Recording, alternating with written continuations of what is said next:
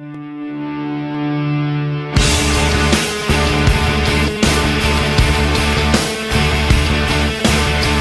plan today is to have a somewhat open mic situation, which means that anyone who feels they have something they want to share or need to share can do so. But in order to keep that safe and respectful for everyone, I'm just going to go through a few guidelines. My name is Tim Richard. I'm a war resister. I spent 6 years in the U.S. military. I joined in 1999 when I was still in high school. I joined the National Guard to help pay for university, but also because I believed in the mission at the time. I was told that we go to war as a last resort. We're there to, do things like sandbagging and riot control. I don't know how many riots actually happened in the state of Iowa, but that's what they told us. When the war in Afghanistan came around 2001, I was a huge supporter. I believed, I wanted some, revenge for 9/11. The war in Iraq came around. I was a huge supporter of the war in Iraq. I was always a little more liberal leaning, but at the same time, I trusted the U.S. administration, trusted the government, trusted the commanders, everything like that. Then I really started thinking about it and had friends that weren't coming back from Iraq, so I really started thinking about it and decided, I'm just going to serve out my contract and be done with it. But the U.S. military had other plans. At the end of my contract, they put me through a process called stop loss, where they extended my contract by 25 years, 1 month, and 1 day, and gave me orders to go to Iraq. So rather than go to Iraq, I chose to go AWOL and come to Canada instead. That was about 6 years ago. It'll be 6 years ago next month. So I've actually almost been AWOL as long as I've been in the military. So anyway, I'd just like to share a couple thoughts I had about today. Lately, when I turn on the news, I'm starting to get a little bit depressed. We have a tail-spinning economy, or so they say. More wars, more violence, more people forgetting that we're all human beings. And it's easy to lose hope. Still, it does give me some hope that the wars and economies have to be sold even harder to the people than before. It means we're all starting to ask questions more than we were before. It certainly made me ask more questions, fundamental questions that we should all be asking. We almost always start with the wrong questions. We always ask, how do we fix it? What's the solution? What we don't ask is, what's the problem? Most people will give you easy 1 or 2 word answers when you ask them what the problem with society today is. People say greed, the government, poverty, conservatives, liberals, terrorists, hippies. There's usually some sort of rationale to it, though, that people will say. They'll say that, if only we could do this, if only we could fix that. My friends, we know that if it were that simple, we would have fixed it by now. It's getting to the point where even the super rich and elitist societies are clamoring for some sort of solution, albeit one that's probably going to screw us, telling us that the system is broken, something we've all known for a while. I told you I've been thinking, and I think I may have found the problem. It comes down to choice. All choice carries consequence, I know that, but this isn't about the consequence of choice. It's about the choice in of itself. Often we do things like go to war, bomb countries, or build mega prisons. You can probably guess which way I voted off of that statement there. Because we have some idea that we really don't have a choice. We're restricted. We say that we have to choose this way or nothing. Now, my problem with this is that we see harsher restrictive actions, and the consequence that go with it is choices. These are times to react, to make swift and decisive action. Choose to go to war. But we don't seem to put much, if any, emphasis on the other side of the coin. Why don't we choose to go to peace? Why is it that we view the absence of choice, absence of war, as peace? As if peace is somehow the default. It's not. With as much zeal as we choose to kill, we need in our hearts and our minds, with all our bodies and our souls, willing to choose to wage peace. Why is it that we so easily make a choice, and don't tell me it's not easy, when the other choice didn't get nearly the same commitment to commit money, resources, our lives and other lives to war? But we won't make the same commitment to not wage war. We spend billions, trillions on weapons with ever-increasing complexity. We have robots that'll blow you up from the sky that probably cost more than what it would cost to feed and clothe the village for a year. Shame! The problem is that we see is seen as the choice. You choose to go to war or you don't. We don't even consider the other choices. We always say yes or no, black or white, up or down. This is the context we have allowed ourselves to be pigeonholed in. Never ever will you hear a politician say, do we spend billions of dollars on war, risk our lives and the risk of others? Or do we spend billions on peace and risk our lives for peace? You won't hear that. My question is, why not?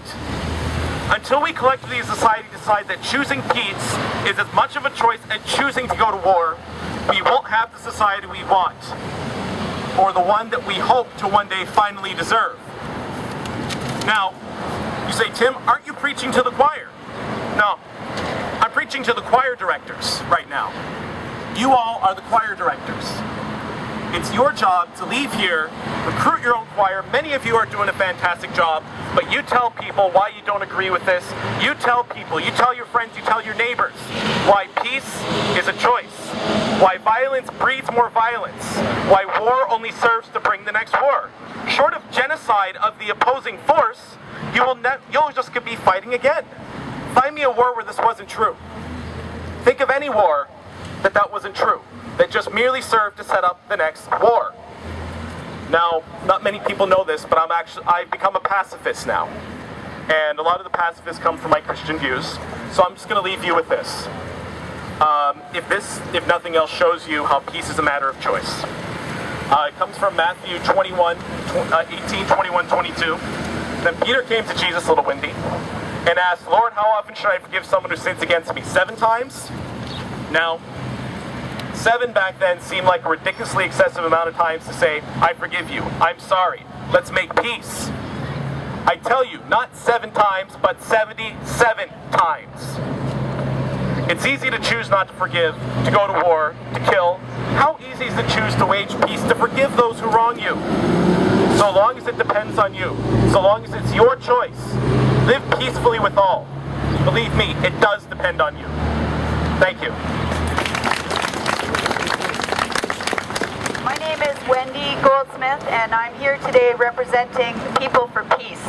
So in my mind, that means that I'm representing the voice of all of you who have come to gather here today to acknowledge Canada's shameful 10-year occupation of Afghanistan. Shame on our government. I know that you all know that this is a war that was built on lies. There is no legitimate reason for us to be in Afghanistan. There is a misperception out there that part of our involvement was to liberate women, and we know for a fact that that is not happening. That women in Afghanistan continue to live in one of the most oppressive and violent countries in the world. And that's really what I want to focus on today, because as you, I have been amazed and astounded as I've been watching what's been happening around the world. And all of the people who are rising up, the 99% who are finally saying, no, enough is enough. We are the ones we've been waiting for. It's up to us to take this into our own hands and to give our governments a vision. Forget that. We're not giving our governments anything. We're giving it to ourselves. We're going to imagine and vision the world that we really want to live in, where we live with peace, in community, in partnership, with sharing and love and respect for every single human being on this earth, where there is no war, where we have dialogue and communication and accountability and responsibility and respect. This past week, 3 women, 3 amazing warrior goddess women were awarded the Nobel Prize for Peace. Ellen Johnson Sirleaf, Africa's first female president, said if your dreams are not big enough to scare you, they're not big enough. So our challenge is to dream big enough to scare ourselves, to take big risks, just like the women in Afghanistan are doing every day. Last night I called a friend of mine. He's been working and living in Afghanistan for the last 5 years. And I said, tell me some stories. Tell me stories of hope. And he said, you know, Wendy, there's not a lot of hope. There's a lot of oppression. There's a lot of terrible things that continue to happen. He said, but sometimes I see a glimmer of that. And he said, that he was doing a workshop. He was giving a workshop for women. And these women were sharing, and they were hoping, and they were dreaming.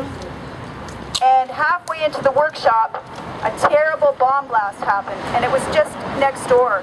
It rattled the room that they were in, and they could hear the screams and the crying outside, so they all went outside to see what had happened, and they saw the destruction, they saw the death, the murder, the chaos, the confusion, and they wept.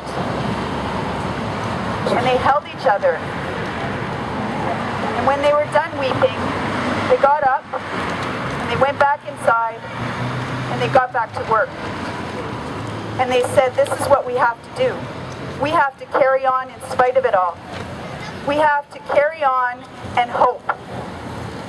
And I think it's our responsibility as people in the West, as women in the West, as sisters in the West, that we carry on that hope for those women as well. And that we don't give up the fight to end the unjust war in Afghanistan, to bring our troops home, and to hold our government accountable for its countless war crimes and complicity with the American military regime's dedication to capitalism, and put an end to this once and for all. Albert Einstein told us that we can't solve problems by using the same kind of thinking we used when we created them. So it's time for us to get creative. It's time for us to work together, to believe together that we can make something else happen. Thank you. It's a beautiful day, and it's nice to see some friends come out to, I guess, to commemorate the 10th anniversary of the War of Afghanistan. As Wendy mentioned, this is a war that's built on lies. There's clearly interest in sort of acquiring access to resources, and that there was, we frame it in terms of the war on terror, but the government of Afghanistan, even the Taliban, had nothing to do with 9/11. There was no Afghans reportedly on the planes on 9/11, yet they were the first target. We ended up killing, hundreds of thousands of Afghans, probably maiming millions, and this is really cruel, and of course it has an adverse effect on not only the Afghan population and people in Iraq, Libya, elsewhere. Now, the total cost of the war for Canada, according to the Rideau Institute, by December 2011 will be $28.4 billion. The number of injured soldiers, 1,886. Deaths include 157, including one diplomat. And as I said, the people of Afghanistan have suffered tremendously. Now, the Ipsos Reid poll in August of this year reported that 75% of Canadians think that the war in Afghanistan has not been worth the cost. 60% of Canadians believe that the war on terror cannot be won, and 60% of Canadians believe that the fact these wars have increased the risk of terrorism to Canadians. Now, one of the issues we don't talk about is depleted uranium. They've been using depleted uranium, which is, I guess, great for piercing armor and concrete and stuff, but when it blows up, it leaves microscopic particles of radioactive material that then gets ingested into the system through the air, the water, food, and even our soldiers have been exposed to this, so we don't really know what the total costs are, but there's many hundreds of thousands of American soldiers that have come down with debilitating injuries and diseases, many of them cancer related, and we believe that this is a result of depleted uranium. So this, of course, should be banned and shouldn't be used. But the impact on the people of Afghanistan and Iraq is horrific. The birth defects, the increase in cancer rates are just incredible, and people know this, yet we still refuse to move on it. Now, the Conservative government also brought out a proposal to buy 65 F-35s, or stealth fighters. What do we need stealth fighters for? We're not going to invade Greenland or St. Pierre-Miquelon or pick a fight with any of our other neighbors, certainly Russia, United States, and China. I don't think that's going to make much of a difference. But that's a tremendous amount of money. The estimated cost per plane is maybe as much as $148 million. We're going to buy 65 of these. If we could build 65 state-of-the-art hospitals, or put that into research, into social programs to help people, we could probably eliminate poverty in this country with that kind of money, all of which are much better uses of it. Now, we need to work together to get organized to make sure that the voices of peace are heard. In fact, we're the majority, but it's other people that end up controlling the political system.